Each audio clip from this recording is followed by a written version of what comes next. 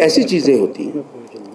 Act के अंदर vigilance ही नहीं है, डिफेंस भी बाहर है, कुछ और ऐसी चीज़ें इंटेलिजेंस है जहां पर पब्लिक इंटरेस्ट को देखते हुए कहीं गोपनीयता की ज़रूरत है। उस गोपनीयता को बचाने के लिए कुछ ऐसा नहीं है, बहुत बड़ी लिस्ट है। आरटीआई में विजिलेंस ही नहीं है, बहुत सारी चीज़ें बाहर हैं, लेकिन उसका एक प्रावधान है, वो भी एक तरीके से चरणबद्ध तरीके से उसमें भी ली जा सकती है, लेकिन कुछ चीज़ों को छोड़कर। तो ये तो मैं आपसे निवेदन करूंगा कि आरटीआई डिपार्टमेंट जो है, आरटीआई जो एक्ट बना है 2005 का, वो केंद्र सरकार द्वारा बनाया गया है। तो मैं आपके माध्यम से रिक्वेस्ट करूंगा कि आप दिल्ली से सिफारिश करें, अपनी बात रखें, तो वहां अगर लॉ बन जाएगा तो हमें कोई दिक्कत नहीं है। सर, कल विपक्ष ने जो एक धरना प्रदर्शन किया है और उन्होंने आरोप लगाया है कि सरकार जो है झूठे मुकदमे बना रही है नेताओं के ऊपर। इसके ऊपर क्या राय है, क्या कहना चाहिए? थोड़ा सा मेरे को और हिंट देंगे, आप किस बारे में बात कर रहे हैं? जो नेता है, बीजेपी आरोप लगा रही है सरकार के ऊपर कि उनके नेताओं के ऊपर जो है सरकार झूठे मुकदमे बना रही है। वैसे मैं आज इस विषय पर से टलना चाहता था, लेकिन अब आपने बात करी है तो आपके वचन सर माथे, जवाब दूंगा, लेकिन संक्षेप में दूंगा। भारतीय जनता पार्टी के नेताओं द्वारा जो कल एक, मैं कहूँगा, प्रोसेशन निकाला गया और कोशिश की गई कि हिमाचल प्रदेश के मुख्यमंत्री के आवास को घेरा जाए, उनके ऊपर दबाव बनाया जाए, उसके पीछे की पृष्ठभूमि पहले पता होनी चाहिए। और एक व्यक्तित्व को मैं पिन पॉइंट करूंगा, वो हैं श्री सुधीर शर्मा जी। उन्हीं की बात मेरे ख्याल से आप कर रहे हैं, लेकिन उस विषय को आगे बढ़ाने से पहले मैं सिर्फ दो बातें आपके समक्ष रखना चाहता हूं। पहली बात कि कल ही आपकी उपस्थिति में उसी धरने के अंदर शायद सुधीर शर्मा जी ने अपनी गरिमा को नीचे करते हुए हिमाचल प्रदेश के माननीय मुख्यमंत्री और हिमाचल प्रदेश के मुख्यमंत्री होते हुए उस सर्वोच्च पद को एक बहुत भद्दी गाली दी है। आपने सुना है, वही हमने भी सुना है। दूसरी बात, सुधीर शर्मा जी ने यह भी कहा कि मेरे खिलाफ राजनीतिक द्वेष से झूठी एफआईआर की जा रही है या की गई है। तो सबसे पहले तो मैं एक लॉ स्टूडेंट होने के नाते आपको एक चीज बताना चाहता हूं कि एफआईआर एक राजनीतिक बयान पर नहीं होती। एफआईआर दस्तावेजों, सबूतों और उन सबूतों से जुड़े प्राथमिक जो हमारे पास एविडेंस आती है उसके ऊपर दर्ज होती है। बीएनएसएस, भारतीय न्याय सुरक्षा संहिता, जिसे हम पहले सीआरपीसी कहते थे, वहां यह लिखा गया है, बताया गया है कि अगर कोई व्यक्ति संघीय अपराध करता है, कॉग्निजेबल ऑफेंस करता है, तो उस व्यक्ति के खिलाफ कंप्लेंट अगर आती है तो भी, अगर कोई निरीक्षण वाला विभाग इस चीज को समझता है कि इसके खिलाफ कार्रवाई होनी जरूरी है, तो वो तथ्य इकट्ठे करते हैं, एविडेंस इकट्ठे करते हैं और उन एविडेंस के बेस पर एफआईआर दर्ज होती है। तो अगर सुधीर शर्मा जी ये कहते हैं कि मेरे खिलाफ झूठा मुकदमा किया गया है, तो मैं उनसे आपके माध्यम से कहना चाहता हूं, जहां पर उन्होंने हिमाचल प्रदेश के मुख्यमंत्री जी के ऊपर सीधा आरोप लगाया कि इनके पास, ये तो भारतवर्ष के सबसे अमीर मुख्यमंत्री हैं, कहां से लाई है एविडेंस, क्या है इनका तथ्य। और मुख्यमंत्री जी को देखिए, दिल खोलकर खुलेआम उन्होंने बोला कि सीबीआई, ईडी, इनकम टैक्स या ऑनरेबल सुप्रीम कोर्ट के सिटिंग जज या ऑनरेबल हाई कोर्ट के सिटिंग जज या जो भूतपूर्व जज हैं, जिस मर्जी से मेरी आप जांच करवाइए, मैं बिल्कुल तैयार बैठा हूं। जहां आप बोलोगे, मुख्यमंत्री जी ने कहा, मैं वहां पर आने को तैयार हूं। ये जो मैंने 4 नाम लिए, 3 नाम खास तौर पर, सीबीआई, ईडी और इनकम टैक्स, ये तो हमारी राज्य सरकार के अंडर नहीं है ना। जब हमारे प्रदेश का मुख्यमंत्री कह सकता है कि जहां बुलाना है मैं जांच के लिए तैयार हूं, तो क्या ये गट्स सुधीर शर्मा में है? क्या है? एक एफआईआर तो दर्ज हुई है। एफआईआर क्या होता है? एफआईआर का मतलब ये नहीं होता कि उसने दोषी करार दे दिया गया है। That is only A first information report on the basis of which the investigation starts. और इन्वेस्टिगेशन के अंदर जिसके ऊपर आक्षेप लगा है या जो विक्टिम है, उन सबके बयान लिए जाएंगे, गवाही ली जाएगी, तथ्य लिए जाएंगे, और उन तथ्य के आधार पर ये जरूरी नहीं है कि एफआईआर दर्ज हो गई तो उस व्यक्ति के ऊपर दोष मढ़ दिया जाए। और मैं ये कहता हूं कि एफआईआर दर्ज होना, सुधीर शर्मा को हम ये नहीं कह रहे हैं कि वो आरोपी हैं या दोषी हैं।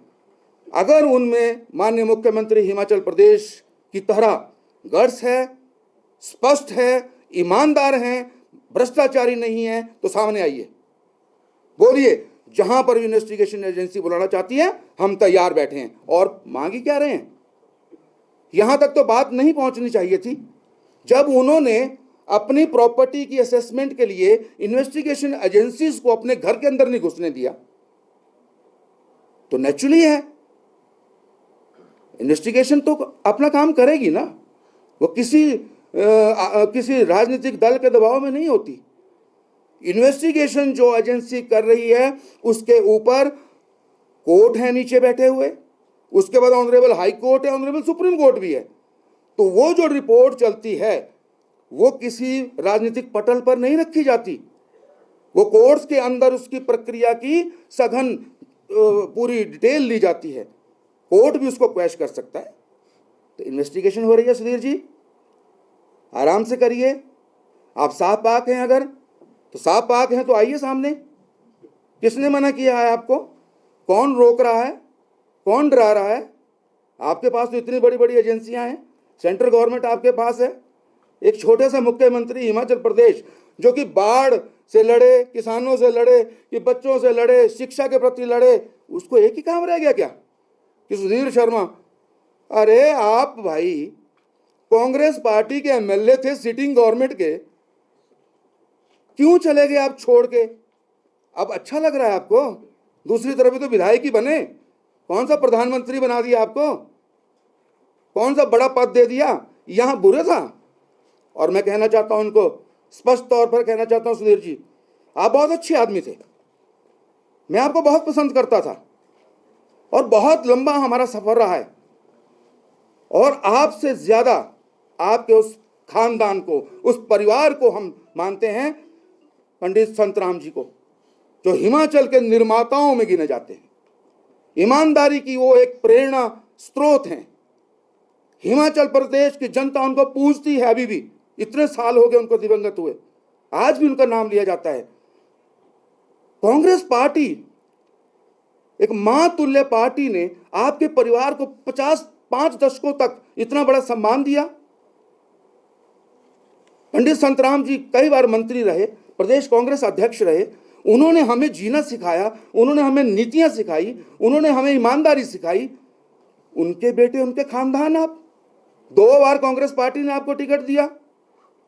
आपके पास कौन सा गुण था? ऐसा कौन सा गुण था आपके पास? बनाए ना। आज दिक्कत एक है सुधीर जी, मेरी बात को सुन लीजिए। आपकी असली मां ने आपको और आपके परिवार को हर चीज दी। कांग्रेस पार्टी ने आप सबको हर चीज दी।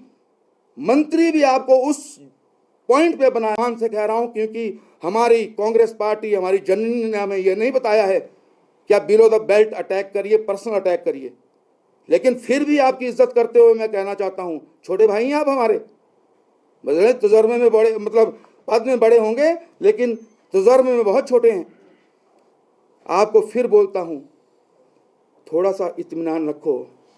जिस सौतेली मां की गोद में आज आप बैठे हो, वो आपको कभी भी गले नहीं लगाने वाली। जो आपकी ये कुंठा है, जो आपकी भावनाएं हैं, वो भावनाएं निकल रही हैं। हमें पूरा पता है कि आज आपकी वहां पर क्या स्थिति है, और धक्के मारने की स्थिति पर आने पर आप वहां पे अंदर घुसना चाहते हैं। सिर्फ आप चाहते हैं कि वहां पर थोड़ा सा मुझे स्थान मिल जाए। क्यों? क्योंकि आपने एक ऐसी मां को त्यागा है जिसने आपके पूरे परिवार को शीर्ष पर लाया था। इससे ज्यादा नहीं कहूंगा। और आइंदा इस तरह की भद्दा मजाक माननीय मुख्यमंत्री और हिमाचल प्रदेश के मुख्यमंत्री, चाहे कोई भी हो, उनके प्रति अगर आपने इस तरह की भद्दी बात करी तो पूरी कांग्रेस पार्टी सिर्फ आपके विरोध करेगी, और हर जगह करेगी, हर स्थान पे करेगी। ध्यान रखना इस चीज का। केसेस तो उल्टे पड़ेंगे पड़ेंगे। Thank you very much sir. Sorry, थोड़ा भावनाओं में बह गया था। और कोई सवाल सर? ह्यूमन राइट आपने ऐड किया है इसमें, इसका क्या रोल रहेगा? ह्यूमन राइट्स का सर मानवाधिकार, क्योंकि ह्यूमन राइट्स की मैं बताता हूं, इसमें अंतर्राष्ट्रीय स्तर पर एक बहुत बड़ी ऑर्गेनाइजेशन है। वो ह्यूमन राइट्स मतलब आम जनता से जुड़े जो भी कोई अधिकार हैं या उनके अधिकारों का हनन हो रहा है, तो international level, national level, state level, district level तक ऐसी बॉडीज बनी हैं जो कि लोगों की समस्याओं को सुनती हैं। उन लोगों को चाहे सरकार कर रही है, चाहे कोई और डिपार्टमेंट कर रहा है, उनके तिरस्कार को, उनके जो समस्याएं हैं उनको हल करने का काम करती है, और ये बड़ी बेहतर ऑर्गेनाइजेशन है। साहब, आप आरटीआई के तहत केंद्र सरकार को जिम्मेदार ठहरा रहे हैं, लेकिन प्रदेश में 3 साल से ज्यादा का समय सरकार को बने हो गया, लेकिन आप ही के पार्टी के कुछ कार्यकर्ता हैं जिन पर केस बने हुए हैं, उनका कोई हल नहीं रहा। तो अब नया लीगल सेल बना है, क्या उनको कुछ राहत मिलेगी? बिल्कुल, इससे ज्यादा कुछ नहीं करूंगा।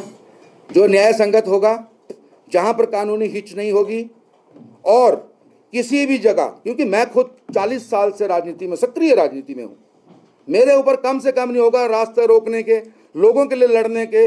आप देख लेना बिलासपुर में, शिमला में, यहाँ देख लेना यूनिवर्सिटी टाइम में भी कम से कम 60 FIR हुई हैं। हम लड़े हैं, धरती से उठ के, नीचे से उठ के आए हैं। और मैं एक और चीज कहना चाहता हूं, भारतीय जनता पार्टी से हमारा कोई विरोध नहीं है, आंतरिक विरोध नहीं है, मन का विरोध नहीं है, सिर्फ मुद्दों की बात है। सुलझाए, आराम से बैठे, आराम से बात करें। मुख्यमंत्री जी कौन सा आपका दरवाजा बंद कर देते हैं? हम लोग कौन सा आपको बाहर फेंक देते हैं? हमारे हाई कोर्ट के अंदर मेरे बहुत सारे साथी हैं जो बीजेपी के हैं, पक्के हैं, लेकिन हम अच्छे दोस्त हैं, बातें रखी जाती हैं। लेकिन इस तरीके से राजनीतिकरण नहीं करना चाहिए। फिर लास्ट में बोल रहा हूं, दोबारा से आपने छेड़ा, सुधीर जी अपने पूरे दस्तावेज लेके जल्दी से जल्दी अपने हमारे इन्वेस्टिगेटिंग ऑफिसर को ज्वाइन करें। और कल आपने कहा था कि मैं बेल लेकर घूमने वाला आदमी नहीं हूं, और आज मैं आपको ये गारंटी देता हूं, और मैं आपसे ये वादा लेता हूं कि अगर कहीं ये केस FIR आपके खिलाफ खड़ी हो गई, संज्ञेय अपराध है, 7 साल से कम सजा नहीं है, फिर आप हाई कोर्ट और निचले कोर्ट में बेल लेने मत जाना, बिल्कुल मत जाना। जहां एजेंसी भेजेगी वहां चले जाना। बेल सिर्फ एक राइट है, बेल हर आदमी के लिए राइट है। FIR राइट और रॉन्ग हो सकती है, ये क्वैश भी हो जाती है, आरोपी बरी हो जाते हैं, लेकिन ये संविधान के अंदर दिया गया है बेल। इसका मतलब ये नहीं है कि आप गुनाहगार हो, आपको एक राइट दिया गया है। तो इस तरीके से हमारे को चलाने की कोशिश मत करना। और फिर आपसे निवेदन है कि आराम से राजनीति करिए, कम से कम इतना रास्ता जरूर रखें कि अपनी मां से गले मिलने की कभी जरूरत पड़े तो वहां दरवाजे बंद ना मिले। इन्हीं शब्दों के साथ मैं आप लोगों का धन्यवाद। कुछ ज्वेलरी से पहनी नहीं जाती, वो आने वाली पीढ़ियों की पहचान होती है। लेगेसी का मतलब सिर्फ साल नहीं होते, वो रिश्ते होते हैं जो वक्त के साथ और गहरे होते जाते हैं। वर्मा ज्वेलर्स का नाम सिर्फ एक ब्रांड नहीं, एक परंपरा है।